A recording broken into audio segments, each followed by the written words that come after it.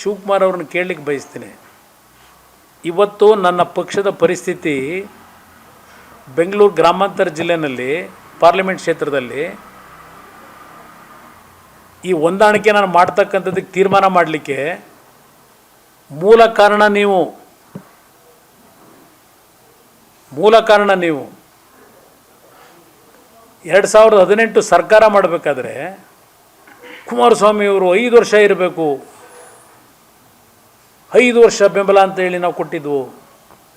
ಪದೇ ಪದೇ ನಾನು ಪಟ್ಟು ಶ್ರಮ ಇದೆಯಲ್ಲ ಅವತ್ತು ಸರ್ಕಾರ ನಡೆಸಬೇಕಾದ್ರೆ ಯಾರ್ಯಾರಾದರೂ ದುರುಪಯೋಗ ಬಳಸ್ಕೊಂಡಿದ್ದೀರಿ, ಉಪಯೋಗ ಅಲ್ಲ ದುರ್ಬಳಕೆ ಮಾಡ್ಕೊಂಡಿದ್ದೀರಿ ನೀವು. ನನ್ನನ್ನು ಪದೇ ಪದೇ ಯಾವುದು ವೆಸ್ಟ್ ಎಂಡ್ ಹೋಟ್ಲಲ್ಲಿದ್ದ ಜನಕ್ಕೆ ಸಿಗ್ತಿರಲಿಲ್ಲ, ಪದೇ ಪದೇ ಹೇಳ್ತೀರಿ.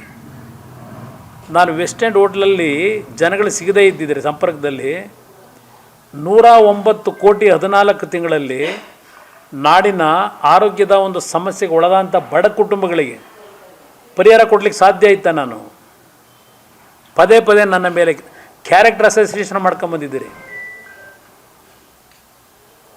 ನಾನು ವ್ಯಕ್ತಿತ್ವ ಪ್ರಶ್ನೆ ಮಾಡಿದ್ದೀರಿ ನೀವು ನನ್ನ 14 ತಿಂಗಳ ಆಡಳಿತದ ಬಗ್ಗೆ.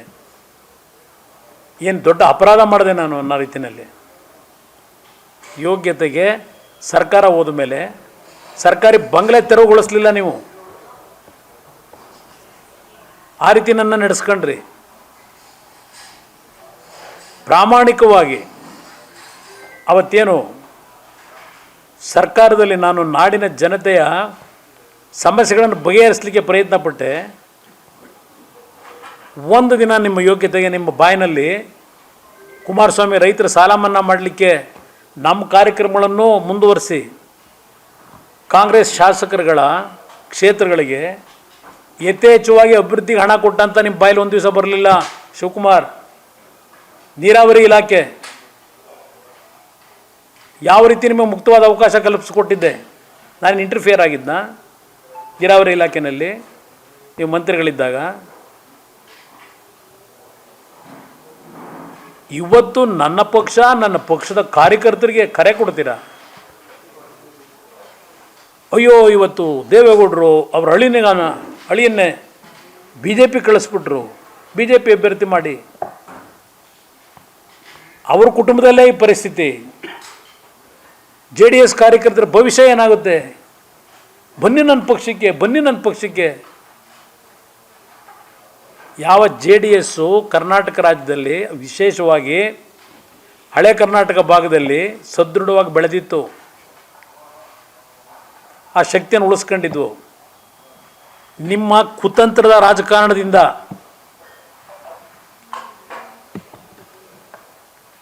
ಸರ್ಕಾರ ಮಾಡಬೇಕು, ಜನ ತಿರಸ್ಕಾರ ಮಾಡಿದರು ನಿಮ್ಮನ್ನು.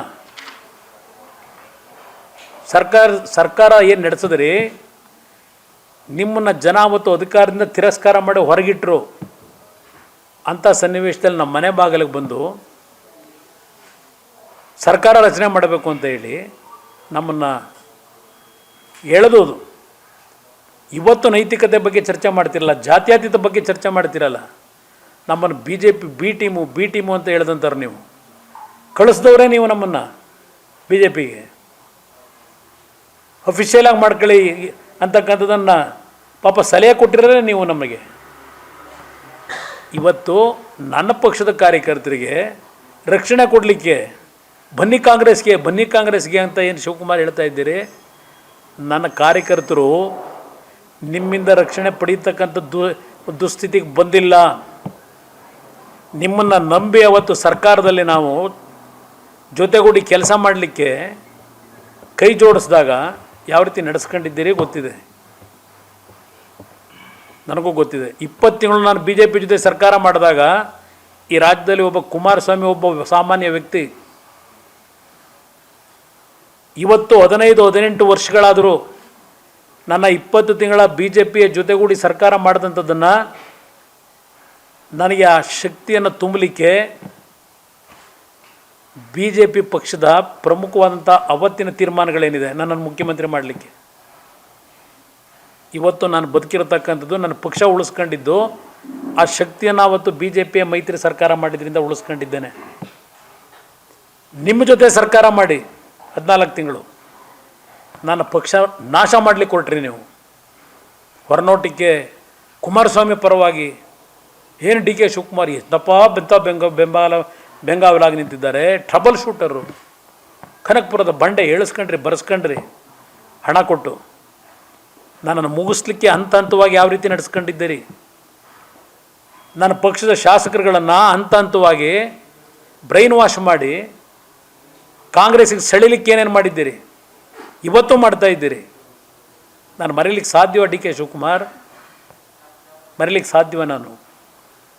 ಯಾವ ರೀತಿ ನಮಗೆ ವಿಷ ಹಾಕಿದ್ದೀರಿ, ಕೊಂದಿದ್ದೀರಿ ನೀವು ಅಂತ ಹೇಳಿ ರಾಜಕೀಯವಾಗಿ. ನನ್ನ ಪಕ್ಷದ ಕಾರ್ಯಕರ್ತರ ಬಗ್ಗೆ ಅನುಕಂಪ ನಿಮಗೆ? ಯಾವ ರೀತಿ ನಮ್ಮನ್ನು ಹಂತ ಹಂತವಾಗಿ ಶಕ್ತಿಯನ್ನು ಕುಂದಿಸ್ಲಿಕ್ಕೆ ಪ್ರಯತ್ನ ಪಟ್ಟಿದ್ದೀರಿ.